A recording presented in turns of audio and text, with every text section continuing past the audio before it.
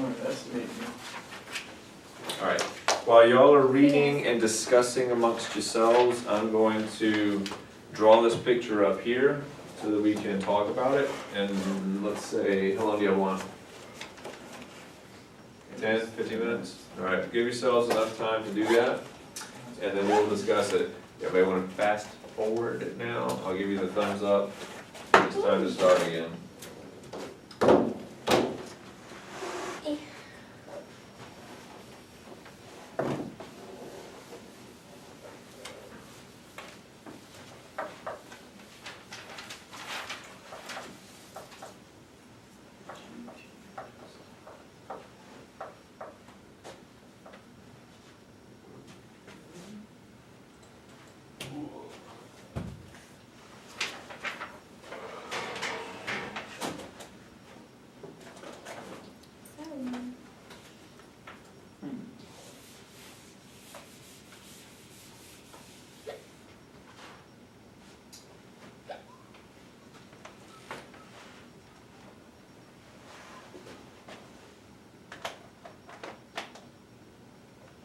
Is the body number one?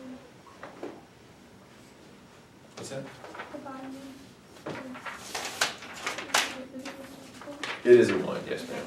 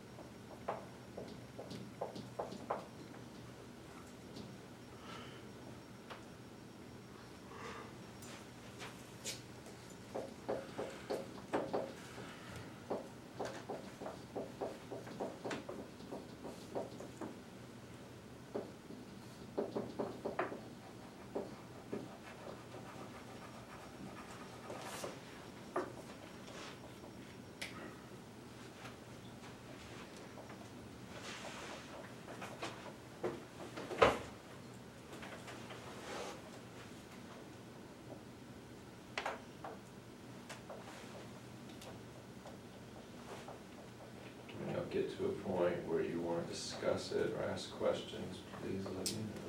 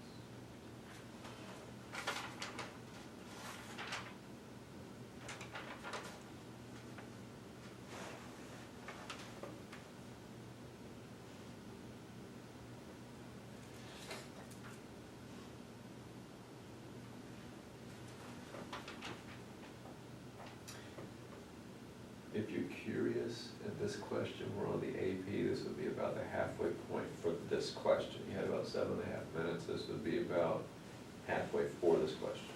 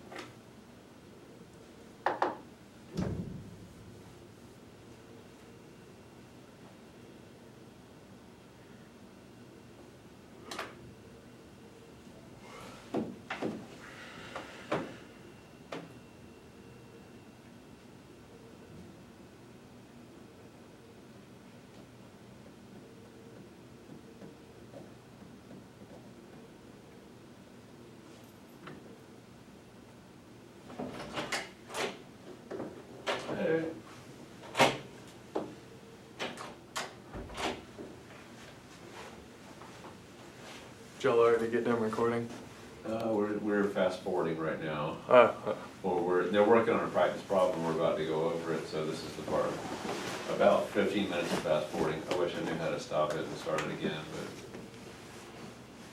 Will it do that? they can skip. I was gonna say, on this one, could we, if we stopped and started, would Some it? can't, but I don't know those. I don't know if it pauses the recording or just stops it and makes a new recording. Which might be a You can problem prob- if you it can makes a new probably- recording. Oh, it makes it, did it override it, or would it do two recording? Maybe Two recording. Yes, so it should. But they don't mind, it's not bad fast forwarding, Okay. so I It wouldn't worry gives them about time it. to think about things. Yeah. And half of the time they just sit here and listen to us talk anyway. I guess that makes it feel like they're actually in the class. Listen to the whole thing. All right, this would be about the time, if this were on an AP question, you would have had 15 minutes roughly. That's how long you'd have. This question on the AP, by the way, should take you all of, at most, 5 minutes. Okay, we're not there yet, we're not ready for that yet, but we will be. All right, Take the bite. question number 1. You did have one for you, so. The graph of the function f. Oh. There we go. Is this calculated or non-calculated? None. Non. Easy none, easy none. Here's the very first thing I would do with a question like this. The graph of the function f consists of 3 line segments given above, and g of x is given for that. I would take my pencil, marker, whatever you got, Yep. and this is the starting point, 1, okay? Because this problem is completely different if we started at a different number other than 1. So I would draw that in. Anything to the right is going to be gaining whatever that is, anything to the left is losing. So here's what I'm mentally thinking. Gain, gain, gain, gain, gain, lose, okay? Going this way, it's all lose, okay? You are technically losing positive area. So that one, if you wanted to color code it before we even start the problem, this is going to be red area. This is gonna be red area. Okay, and then this stuff right here is green area. Just to keep it straight in our heads. Does everybody visually see what we're talking about there? Everybody cool? Okay, A. Compute g of 4 and g of -2.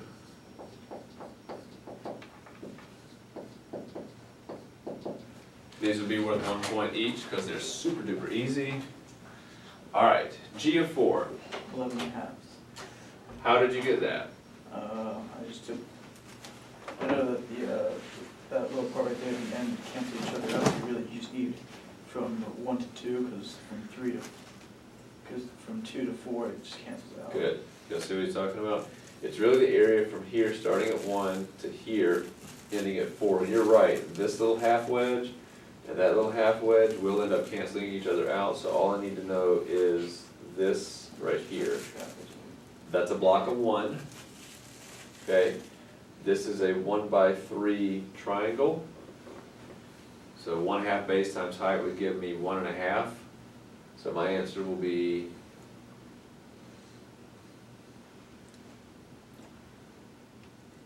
2.5. Yeah, 2.5. Okay, 1 block here, and then 1.5 blocks right here. So 2.5. Very, very straightforward. That should take you all of 15, 20 seconds to do. G of -2. Again, starting at 1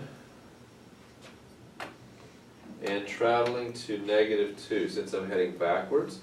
That's really just the red triangle here, so that's a 1, 2, 3, 3/4, which is 12. Half of that is 6.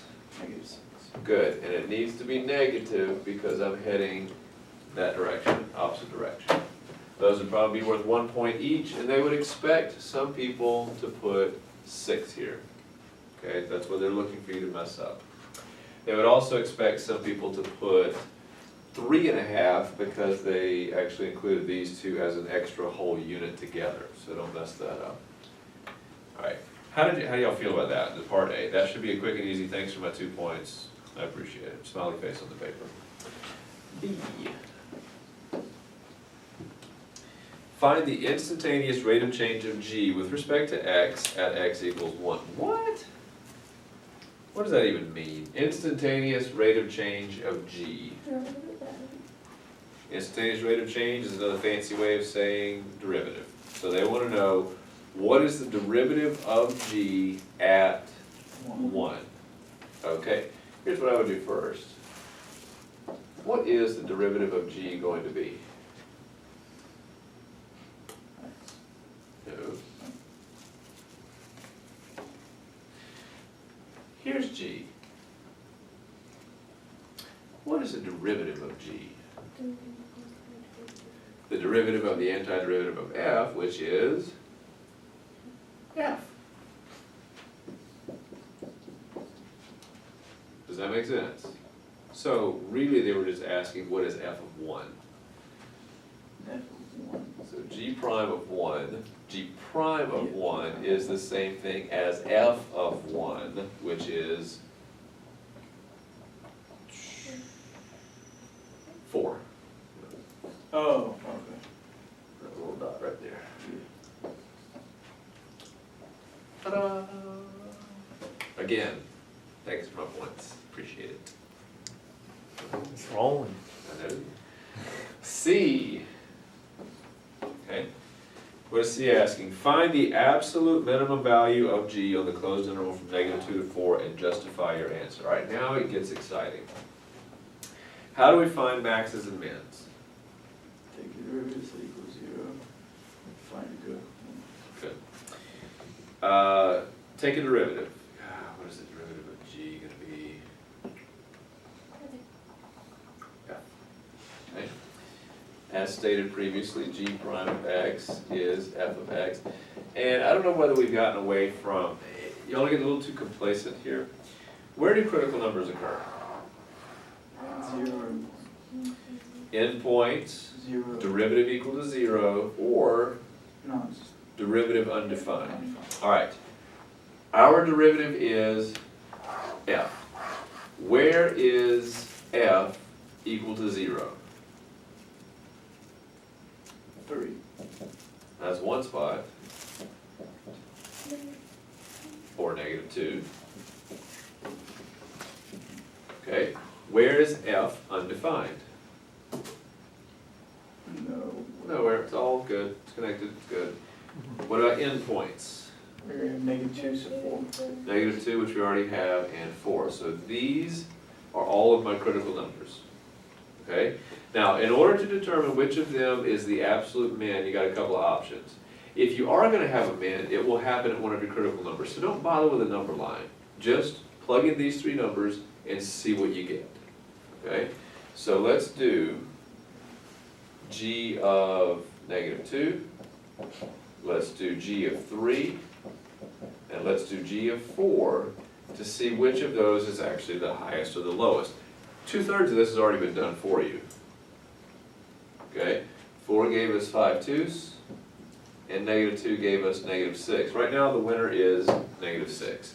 The question is whether or not this is going to be any better. That's And it's not, because it's going to be positive area. Okay? You might want to put it down though. 3. Okay, starting at 1, going to 3. This part right here, we already got at, crap, what was that? 2.5? So we'll go ahead and add this extra little half part on here and get 3. Oh, there you Not double, an extra Yeah. half there. So which of these is the min? go. -2. The absolute min, well, careful, Oh, absolute minimum minimum value is -6. Okay, where is my justify? Because that. That's it, right there, there's my justify. You showed how you got the critical numbers, you tested the critical numbers, there is nothing else to explain. I checked every point that could have been a negative, or the minimum, excuse me. You can, if you really feeling wordsy, you can make a sentence of, oh, this one's clearly not gonna be the answer because you're gaining area and it's gonna be bigger than -6. Or you can just plug it in and show them it's not bigger than -6. or Well, less it's than your -6. positive numbers, so it's Yeah, you're done, okay. D. Alright, this one's saucy. The second derivative of G is not defined at 1 and 2. How many of these values are x coordinates of points of inflection? Ugh. Alright, how do we do points of inflection? second derivative. Okay. The second derivative of G This is the first derivative of x. is the first derivative of x. All I'm doing is taking another derivative in the chain, okay? Alright, to find possible points of inflection, I ask myself the same question. Look at where it's equal to 0, look at where it's undefined, and that's about it. Okay, the endpoints don't really matter when you're talking about inflection. Defined is at 3 places. Where 2 is places. that undefined? 1 and 2. Which is why they mentioned it, which is why they said the second derivative doesn't exist at 1 and 2, all right? But now we know why, okay? Because they are cusps. Now, let's see. F prime of x does not exist at x equals 1 or 2. Here's the question. How many of these values are x coordinates of points of inflection? Tell me how you find points of inflection. So we took a second derivative, we found those possible points of inflection. Now how do we figure out which ones are points of inflection? You check both sides and see if they. Check both sides and see if it actually changed from positive to negative or negative to positive. Okay, let me point this out. We're looking at f's derivative, correct? Okay. F's derivative. So when What we need to ask ourselves is when does f change direction? Okay? Talk to me about this little chunk right here. it's on Is f prime positive or negative? positive. Positive because f is heading up. Talk to me about this chunk Negative. and this chunk. Negative. So it only changes at 1 because that's the only place where f prime changed Changes sign. sign. And it could be from positive, negative, negative, positive, but all you need to say is that's where it changed sign. So Bam. there is, or, better way to say that, G has a point of inflection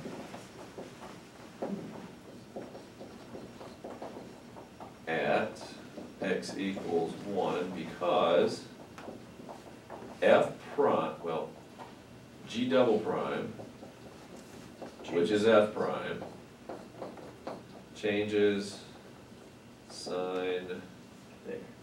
there. Done. Alright, does that feel good? And then write them a little note, thanks for the points. Yeah, and then, right, if you got time, yeah, you spent Do all maybe your- 5 minutes everything doing first. this, you got 10 extra minutes, make the note good, you know? To my dearest esteemed graders. Yeah, if you could make that accent come across in your note, that would be awesome. Oh, thank you. For Yeah. Fine. I wholeheartedly thank you for the points you have bestowed upon me. Just use all those words. Yeah. Fancy. Get all Civil War eloquent on them, Like- then. Do they want to take Civil War language? Like, The grunt, what's amazing to me is that you look at average soldiers in the Civil War and the notes they wrote back home are 10 times more eloquent than soldiers nowadays could ever produce with their loved ones, you know. It is hot here. they're like, they'd be like, yo, get me out. It's Yeah, right, hot, yeah. bruh. Oh, man, alright, that was a good one, y'all. Do you understand why these would be worth a quick and easy 9 points on the day of the test? 'Cause Give me 9 points on these, okay? They're that easy. can I get 10 points? Okay. All right, that's my spiel for the day. It gives you about 10 minutes to gather your Yeah. thoughts, look at some homework questions. The next couple days are Gotta also calm gonna be down. some these, where we do some practice problems. And, some- No, it's Yeah, still I rolling. remember. It's We no. need 1 for Shannon. Now we see you, Mike. No. Okay, just I'll hold it. You turn off. 2, 3.